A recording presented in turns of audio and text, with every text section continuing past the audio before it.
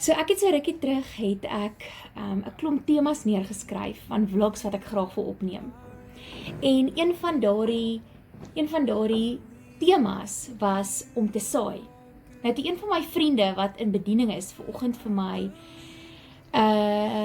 WhatsApp stuur oor 'n testimony van hoe die Here hierdie week net bonatuurlik mense gebruik het om in hulle lewe te kom saai in hulle bediening. Wat het ek net besef dat ek moet vandag hierdie video opneem.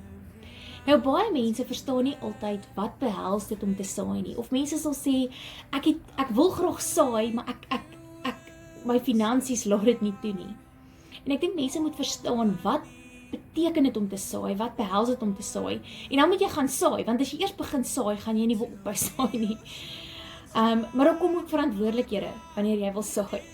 So as jy kyk na om te saai of saad, dan dink jy dadelik aan 'n boerdery.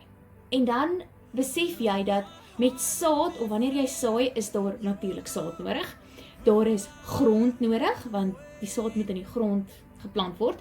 Dan is daar water nodig, daar is sonlig nodig vir daai saad om te kan groei. En dan wil jy op 'n plek kan kom wat jy kan sê, wow, hierdie is die oes wat ek geoes het, of die vrug wat ek geoes het, van hierdie saad wat ek gesaai het en die werk wat ek daarin gesit het. En om daai saad te bepaal, moet jy weet dat hoe lyk daai saad? So daai saad is finansies, jy kan finansiëel in mense se lewens insaai, of in 'n bediening saai,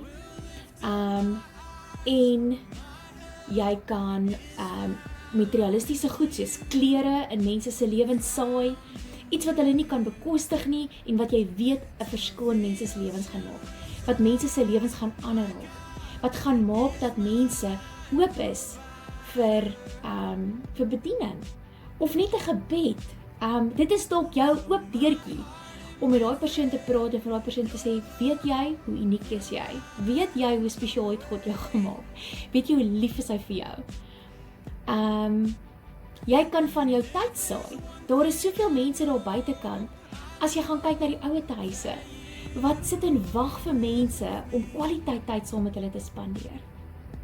Daar is mense wat hulle vaardighede gebruik om in ander mense se lewens te saai. Iemand baie na aan my is 'n dokter, en hy sit elke week 'n paar ure uit om mense gratis te behandel.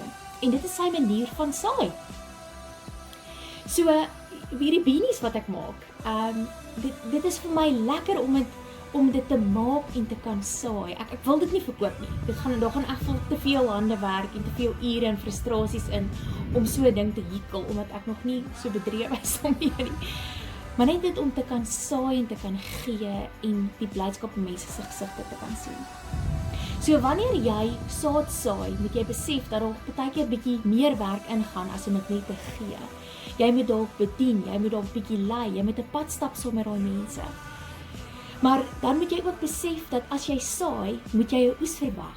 En jy moet weet, watse oes wil jy hê? Watse vrug wil jy sien? Jy kan nie graan saad saai en verwag daar gaan appelbome opkom nie. So, en jy kan nie saad saai en niks verwag nie. Anders saai jy op droë, onvrugbare grond. Ek wil jou 'n bietjie uitdaag om te gaan sit en dink, hoe kan jy saai? Waar wil die Here jou gebruik?